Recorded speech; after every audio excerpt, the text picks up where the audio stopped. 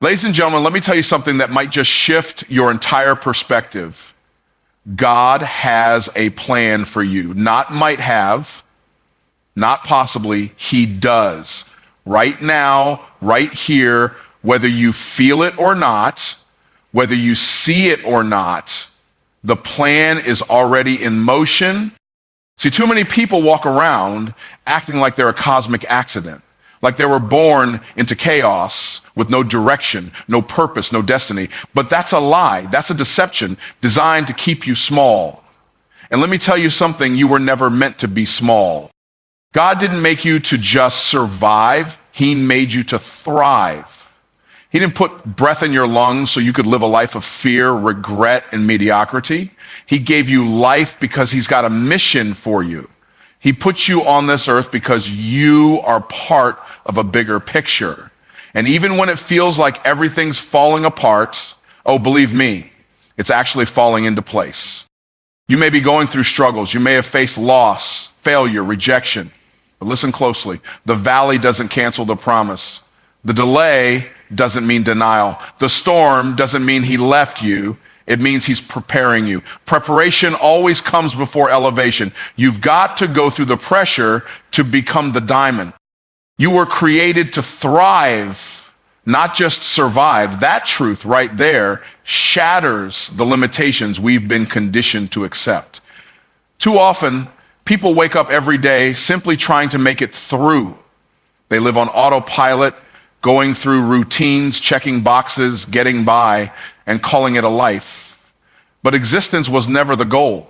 You weren't put on this earth just to breathe air, pay bills, and die. You were designed by a creator who operates in abundance, in purpose, in overflow, and his intention for you was never mediocrity.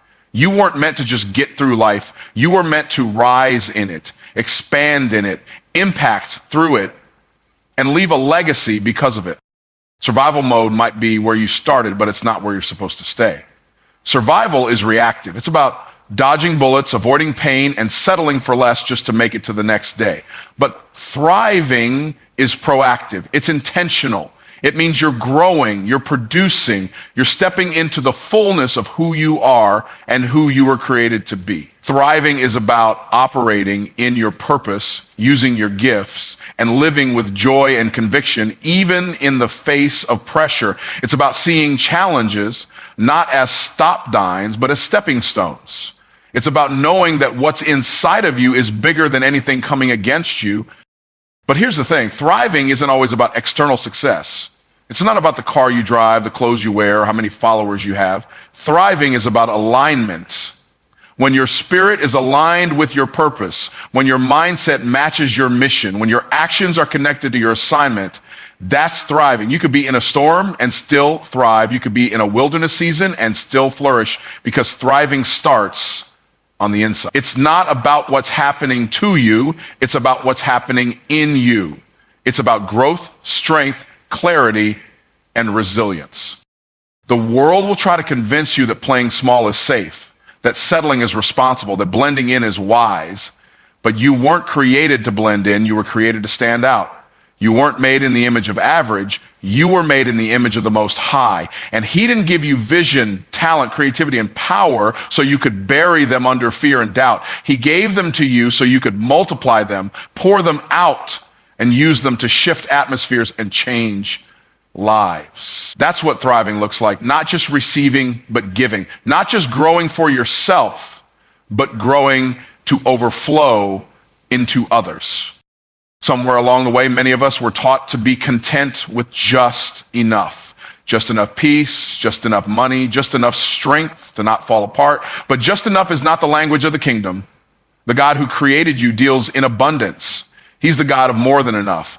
And if he placed you here with breath in your lungs and purpose in your bones, then he expects you to walk in that overflow, spiritually, emotionally, mentally, and yes, even financially. You were built to expand, to elevate, to overcome, and to influence.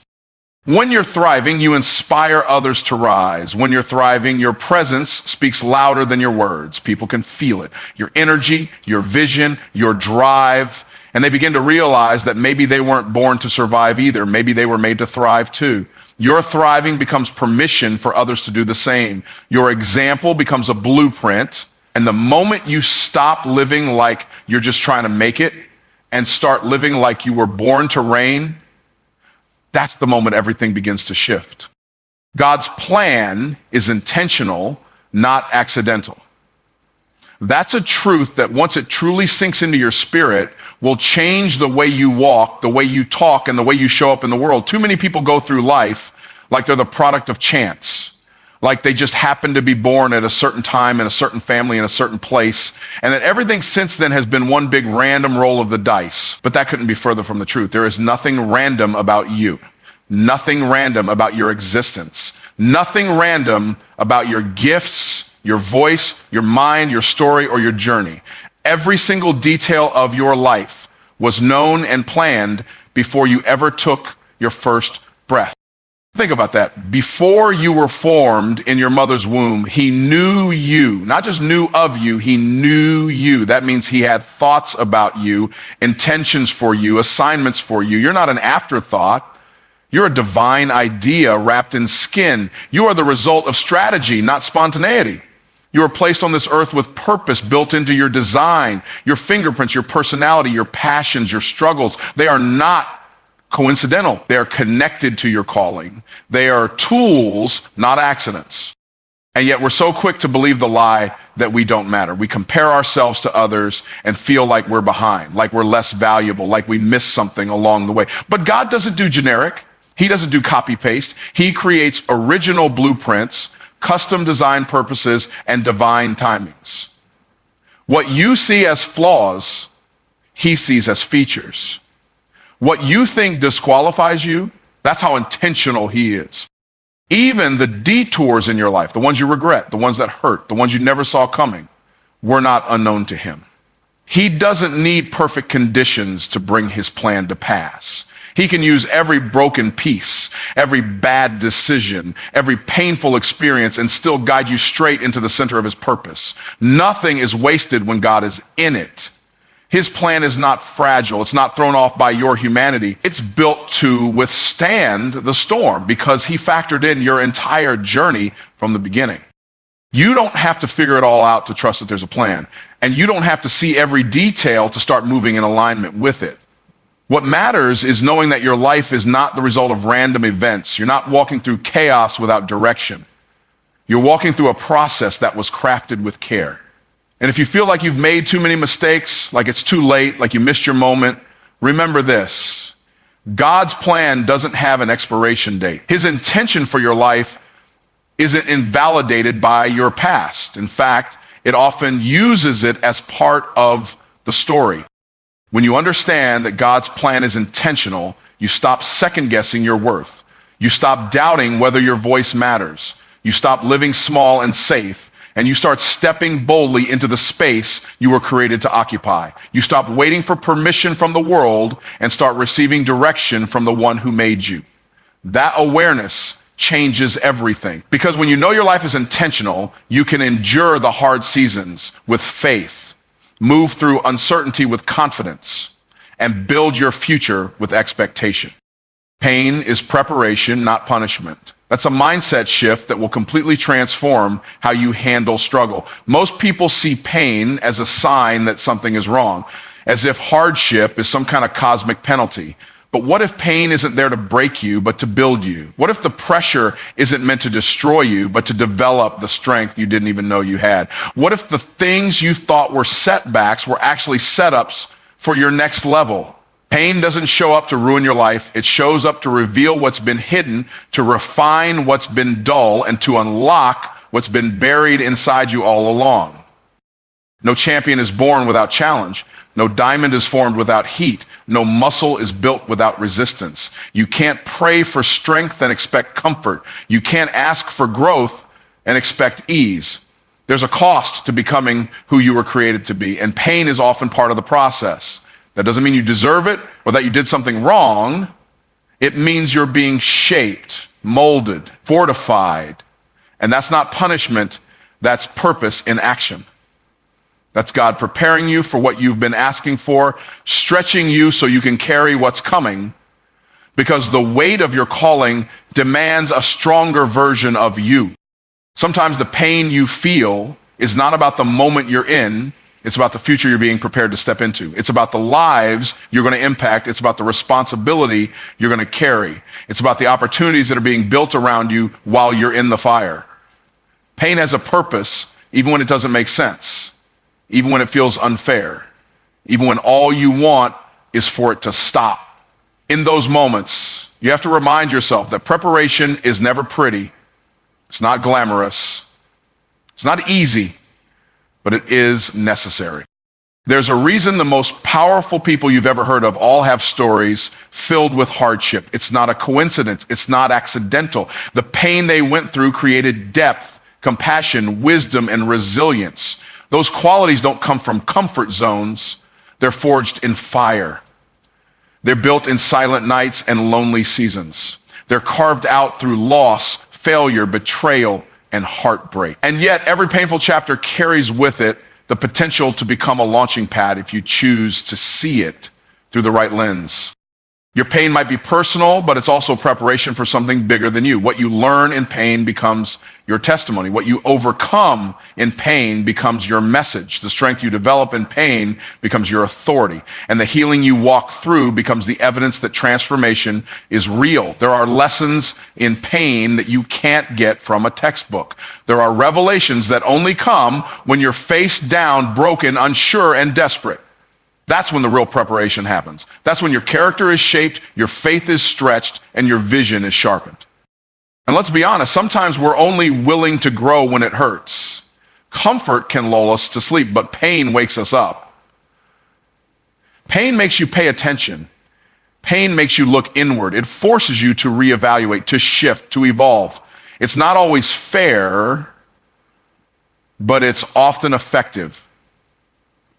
Because the greatest breakthroughs come on the other side of the greatest battles. And while no one volunteers for pain, if you're willing to embrace it, you'll come out of it with more than just survival. You'll come out equipped, empowered, and prepared for the next level of purpose you're meant to walk in.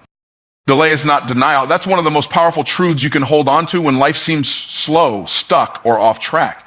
Because we live in a world that moves fast, that rewards instant gratification, that pushes constant progress. It's easy to believe that if something hasn't happened yet, it's not going to happen at all.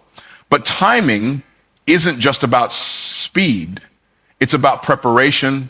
When you don't see results immediately, it doesn't mean the vision is dead. It means it's still being developed. It means the pieces are still falling into place. It means you're not being rejected, you're being refined. There are some doors you're asking to be opened that would crush you if they open too soon. There are blessings you're praying for that require a stronger, wiser, more grounded version of you to sustain them. Delay gives you time to grow into the person who can handle what you're asking for. It's not about withholding, it's about preparing. It's about making sure the foundation is strong enough to carry the weight of what's coming. Because if you rush into something you're not ready for, it can become a burden instead of a blessing. Delay teaches patience. It teaches trust. It exposes what you really believe. It shows whether you're committed to the process or only committed to the outcome. If you give up because it's taking too long, that wasn't faith, it was convenience.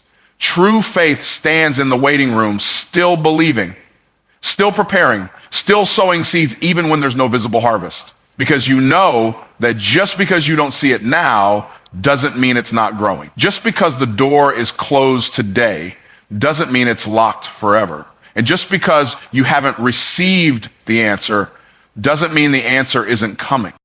Think about nature. Think about the seed buried underground. No one sees it sprouting. No one hears it breaking through the soil, but something is happening even in the dark. Growth is taking place. Roots are being established. And in time, what was hidden will be revealed.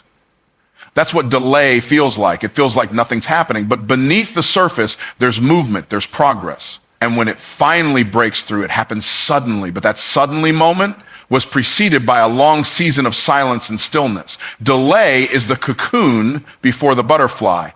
It's the training before the debut. It's the groundwork before the elevation. Sometimes delay isn't even about you. It's about the people you're called to impact. It's about the timing that brings the right people, the right opportunities, and the right resources into alignment. Rushing the process can lead you to the wrong assignment, the wrong room, the wrong outcome. But delay puts you in position for divine timing where everything flows with purpose and clarity. When you understand that delay is part of the strategy, you stop resenting it and start respecting it. You stop questioning God's timing and start aligning with it. Every delay carries a lesson. It may be teaching you endurance. It may be revealing areas where your trust still needs to grow. It may be uncovering pride, impatience, or fear that would sabotage the blessing if it arrived too soon. Delay is not punishment, it's preparation. It's a mirror that shows you who you are becoming in the waiting. And the version of you that emerges from the delay is always more equipped than the version that entered it. There's something sacred about the space between the promise and the fulfillment. It's where faith is proven. It's where character is forged. It's where the real transformation happens. Faith activates the plan, not perfection. This truth flips the script on everything culture tries to teach about success, purpose, and destiny. The world says you need to have it all figured out before you start, that you have to be flawless, polished, and fully equipped before you step into your calling. But the way God works is completely different. He's not waiting for your perfection. He's waiting for your faith. He's not asking you to have all the answers. He's asking you to trust that he does. It's not about presenting a perfect version of yourself. It's about saying yes, even when you feel like you're not enough. Faith is not about feelings. It's about movement. It's about stepping even when the path isn't clear, even when the outcome is uncertain, even when fear is screaming louder than confidence. It's taking action in obedience. Not because you have all the resources, but because you believe the source. Faith is the currency of heaven. It's what God responds to. Not talent, not status, not image. He responds to belief. And when you move in faith, things start to align that logic can't explain. Doors open that qualifications can't unlock. Opportunities appear that you didn't see coming. Why? Because your faith activated the plan. Waiting for perfection becomes a trap. You wait until you feel ready, until it's safe, until the timing seems ideal. But that moment rarely comes because perfection isn't the starting line, it's an illusion. If you wait for perfect, you'll stay stuck. You'll talk yourself out of the very thing God called you to do. Faith says, I'll move even if I feel scared. Faith says, I'll speak even if my voice shakes. Faith says, I'll show up even when I don't feel qualified, because the assignment doesn't need your perfection. It needs your yes. It needs your willingness to trust God more than you trust your own limitation. Throughout history, God has always used imperfect people to do incredible things. Moses had a speech issue. David had a messy past. Esther didn't come from royalty. Paul had a history of persecution. None of them were perfect. But they had faith, they had obedience, they said yes, and that yes was enough for God to use them powerfully. It wasn't their resume that qualified them, it was their faith that positioned. The same is true for you. God doesn't need you to be flawless, he just needs you to be available. When you walk by faith, you learn to depend on something bigger than yourself. You stop relying on your own strength and start leaning into divine direction. You stop trying to control every detail and start trusting that there's a greater plan at work. Faith allows you to step before you see. It allows you to build before the blueprint is fully revealed. It gives you the courage to start small, to take risks, to keep going, even when results aren't immediate. Because faith isn't about what's visible, it's about what's possible. Faith isn't passive. It's not just a mindset. It's a movement. It requires action. It demands that you do something with what you've been given, that you invest the talent, speak the word, write the vision, take the risk. Perfection wants you to sit still until everything looks right. Faith wants you to move, trusting that what you need will meet you on the journey. You'll never feel completely ready, but you're already equipped enough to begin. Your growth is in your going, your strength is in your stepping, your clarity is in your commitment. The plan God has for your life won't unfold because you finally reach some flawless version of yourself. It unfolds because you trust him enough to move even when everything in you says wait. Faith is the spark. Faith is the key. Faith is what sets everything in motion. Obedience unlocks opportunity. That truth has more power than most people realize because we live in a time where talent, hustle, and visibility are celebrated as the ultimate keys to success. But in the kingdom, it's obedience that opens the door. Obedience is what shifts things in the spiritual realm and causes alignment in the natural. It's not always flashy, it's not always popular, and it's definitely not always easy, but it's obedience that makes room for divine opportunities that no amount of networking or strategy could manufacture. Obedience is more than just following rules. It's hearing a word, sensing a direction, receiving an instruction, and having the courage to move even when it doesn't make sense. It's not about understanding everything ahead of time. It's about trusting the one who gave the instruction. God rarely gives the full picture. He gives a step. He gives a prompt. And what you do with that moment determines what you see next. Every breakthrough begins with obedience. Every door you're praying for, every opportunity you're believing for is connected to whether or not you're willing to do what God asked, even when it doesn't feel convenient or logical. Sometimes the opportunity you're waiting for is already waiting for you. It's just sitting on the other side of obedience. It's not that it's not coming. It's that it's tied to the action you've been hesitant to take. Maybe it's the conversation you've been avoiding, the risk you've been delaying, the project you've been sitting on, the move you've been questioning. The truth is, partial obedience is still disobedience. Delay is still disobedience, and disobedience closes doors that were meant to be opened. Obedience is the language of trust. When you obey, you're telling God you believe he sees more than you do, that his plan is better than your preferences, and that his timing is more trustworthy than your own timeline. When you obey, you shift from self-dependence to God-dependence. That's when things start to happen that can't be explained. That's when opportunities come looking for you because you positioned yourself in the right place at the right time, doing the right thing.